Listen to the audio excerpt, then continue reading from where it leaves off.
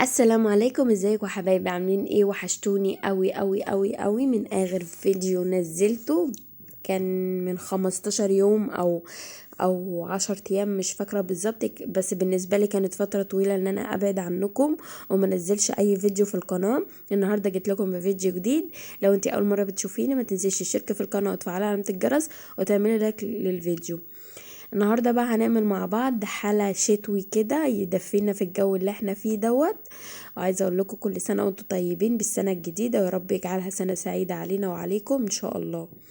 اول حاجه جبت هنا كيس شعريه، وابتديت ان انا احمره في حبه زيت كده، وبعد كده نزلت بحوالي كوبايه سكر. السكر حسب الرغبه، احنا بنحب الحاجه مسكره فانا حطيت كوبايه، وحطيت كمان نص كوبايه زبيب. وحطيت بقى الميه اللي هتسوي لي الشعريه دي. تمام. يعني كميه الميه بتغطي الشعريه. بس كده بقى هغطي عليها وهسيبها بقى تاخد وتدي مع نفسها كده وتتشرب الميه بتاعتها.